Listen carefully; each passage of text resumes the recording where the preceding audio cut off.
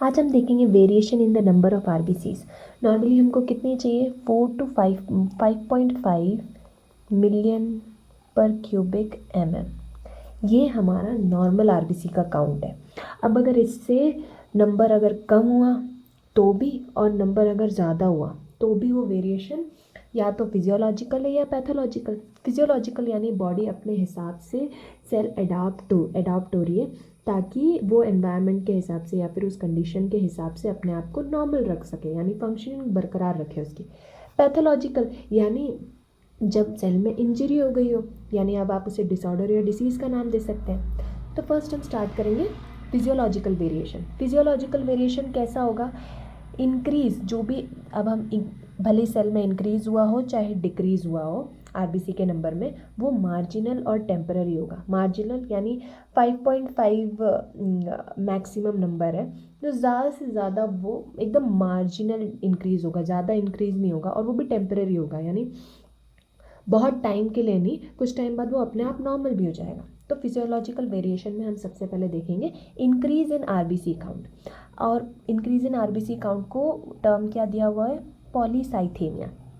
Polycythaemia, अब ये increase 7 reasons की वजह से हो सकता है। क्या क्या, age, sex, high altitude, muscular exercise, emotional conditions, after meals और इंक्रीज्ड एनवायरमेंटल टेम्परेचर। इन्हें हम 1 by 1 पढ़ेंगे। अब इसमें आ जाता है सबसे पहले एज। अब एज में in infants and growing children the cell count is more than the value in adults.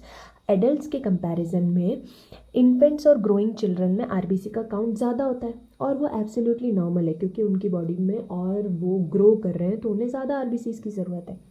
अब यहाँ पर एक फैक्ट है, बर्थ के टाइम पे हमारी आरबीसी का काउंट क्या होता है, 8 to 10 मिलियन पर क्यूबिक ऑफ ब्लड। नॉर्मली कितना है, 5.5। अब उससे बिल्कुल डबल ही होता है जब हमारा बर्थ होता है। अब ये क्या होता है, this count decreases within 10 days of birth due to destruction of RBCs. अब एकदम डबल काउंट है, बर्थ होने के बाद में तो आरबीसी के काउंट को नॉर्मल होना ही पड़ेगा। तो नॉर्मल होने के लिए क्या होता है, इकट्ठा आरबीसीज का डिस्ट्रक्शन होता है 10 दिन में। जैसे ही बच्चा पैदा होता है उसके 10 दिन के अंदर वो आरबीसीज का बहुत सारा डिस्ट्रक्शन होता है, जिसकी वजह से अब जैसे जब डिस्ट्रक्शन ऑफ आरबीसीज पढ़ा था अपन ने, तो उसमें क्या देखा था हमने कि आरबीसीज जैसी टूटती है तो वो एक वो जब पोरफायरिन टूटता है तो वो बिलीरुबिन में चेंज होता है।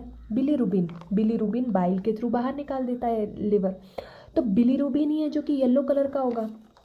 तो अब जितनी ज़्यादा आरबीसीज टूटेगी उतना ही ज़्यादा पोरफायरिन भी टूटेगा। तो वो पोरफायरिन की वजह से क्या होगा, फिजियोलॉजिकल जॉन्डिस हो जाएगा। मतलब जो जॉन्डिस होता है न्यूबॉर्न बेबीज़ को, जो जॉन्डिस हो जाता है उसको हम फिजियोलॉजिकल जॉन्डिस कहते हैं, क्योंकि उनमें एकदम से बहुत सारी आरबीसीज का डिस्ट्रक्शन होता है। अब नेक्स्ट कॉज है सेक्स। अब ये सेक्स में भी हम किन की बात कर रहे हैं, फीमेल्स की। फीमेल्स के बीच में क्या होता है, उनकी लाइफ का एक हिस्सा होता है जिसे हम रिप्रोडक्टिव पीरियड कहते हैं। जिस वक्त उनका मेनार को, जहाँ से उनकी पबर्टी हिट करती है और उन्हें पीरियड जाना शुरू होते हैं, वहाँ से लेके मेनोपोज तक जो उनका ब्लड काउंट होता है, मतलब आरबीसीज का काउंट होगा, वो कितना होगा, 4.5 मिलियन पर क्यूबिक और मेल्स का कितना होता है यहाँ पर, 5 से 5.5, यानी मेल्स का ज़्यादा होता है। आरबीसी का काउंट मेल्स में ज़्यादा होगा। पर जैसे ही वो मेनोपोज हिट करेंगी, यानी उनके अब पीरियड्स बंद हो गए, उनका रिप्रोडक्टिव पीरियड लाइफ का अब ख़त्म हो गया है, तो मेनोपोज में वापस से उनकी आरबीसीज बढ़ के कितनी हो जाएंगी, उतनी जितनी कि एक नॉर्मल एडल्ट मेल के अंदर होती है। तो ये हो गया फिजियोलॉजिकल इंक्रीज ऑफ आरबीसी। फिर थर्ड में आ जाएगा हाई एल्टीट्यूड। हाई एल्टीट्यूड यानी 10,000 feet above the sea level, यानी माउंटेन वाले एरियाज़ को मान लो आप। माउंटेन वाले एरियाज़ पे क्या होगा कि ऑक्सीजन की कमी होगी, ऑक्सीजन की कमी से हो जाएगा हाइपॉक्सिया, टिश्यूज़ तक ऑक्सीजन नहीं पहुंच पा रहा। अब जैसे ही ऐसी कंडीशन आती है तो हमारी किडनीज़ को स्टिमुलेशन मिल जाता है, हमारा ब्रेन हमारी किडनी को स्टिमुलेट करता है और फिर किडनी क्या करती है, इरिथ्रोपोइटिन ये हार्मोन को रिलीज़ करती है।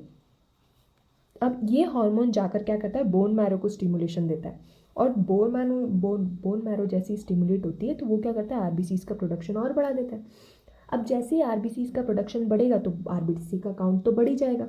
तो नॉर्मली हमारी बॉडी में कितना होना चाहिए, 5.5 मैक्सिमम है, पर जो हाई एल्टीट्यूड पे होते हैं, हाई एल्टीट्यूड पे रहते हैं, उनकी बॉडी में नॉर्मल आरबीसी का काउंट कितना पहुंच जाता है, 7 मिलियन पर क्यूबिक mm, क्योंकि वो हाई एल्टीट्यूड पे, तो उनकी बॉडी इतना नॉर्मल काउंट रखती है आरबीसीज का। फिर आया मस्कुलर एक्सरसाइज। अब मस्कुलर एक्सरसाइज, जब भी आप एक्सरसाइज करोगे, मसल्स की एक्सरसाइज हो जाती है, तो क्या होगा, दो कंडीशंस होगी। माइल्ड हाइपॉक्सिया, यानी थोड़ा, तो जैसे आप एक्सरसाइज करोगे उसके बाद में आपको सांस लेने में एकदम लगेगा कि सांस नहीं आ रही है, ऑक्सीजन की कमी फील होगी, तो उसे माइल्ड हाइपॉक्सिया कहते हैं। टिश्यूज़ को ऑक्सीजन की कमी फील होती है। और दूसरा क्या होता है, कॉन्ट्रैक्शन ऑफ स्प्लीन। अब ये होता कैसे, अब जैसे ही हाइपॉक्सिया हुआ तो हमारा जो ब्रेन की सिंपैथेटिक एक्टिविटी बढ़ जाएगी। अब ब्रेन की दो तरीके की एक्टिविटी होती है, एक तो सिंपैथेटिक और पैरासिम्पैथेटिक। सिंपैथेटिक वाली होती है जो कि फाइट और फ्लाइट, यानी जो हम स्ट्रेस की सिचुएशन में आते हैं तब हमारी बॉडी या तो फाइट करने की तैयारी करती है या फिर भाग जाने की।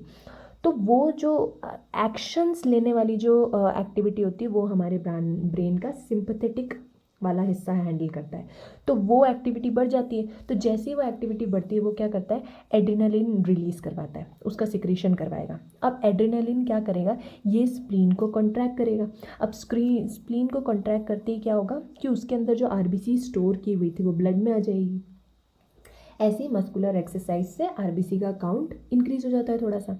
अब ये सेम कंडीशन इमोशनल कंडीशंस के टाइम पे भी होती है। अब सपोज़ कि आप स्ट्रेस में हो या डिप्रेशन में हो या सैड हो, तो भी क्या होगा कि हमारी वो कंडीशन हमारी सिंपैथेटिक एक्टिविटी को ट्रिगर करेगी और ये सेम प्रोसीजर रिपीट होगा।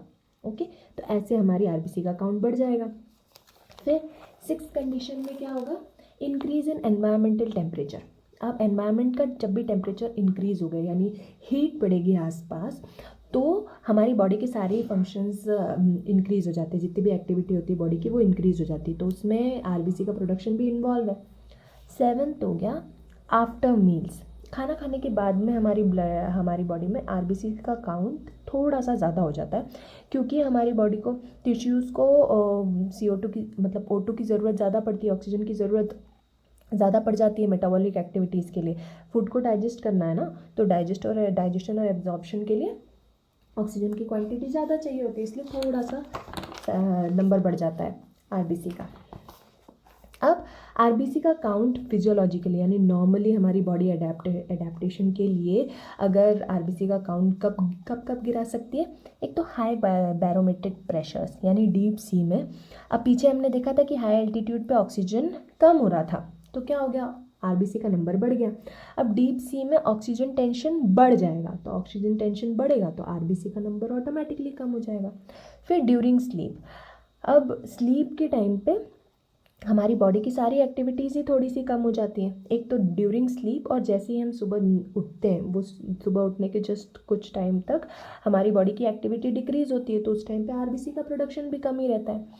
फिर प्रेगनेंसी के टाइम पे क्या होता है कि हमारा ब्लड का वॉल्यूम बढ़ जाता है। कैसे, एक्स्ट्रा सेलुलर फ्लूइड जो है वो बढ़ जाएगा, तो वो बढ़ जाता है तो वो क्या करता है, हमारे ब्लड जो प्लाज्मा है, प्लाज्मा का वॉल्यूम भी बढ़ा देता है, जिसकी वजह से हीमोडाइलेशन, यानी ब्लड और डाइल्यूट हो जाता है। तो जैसे ही ब्लड डाइल्यूट होता है तो आरबीसी का काउंट भी कम हो जाता है। Okay, thanks for watching.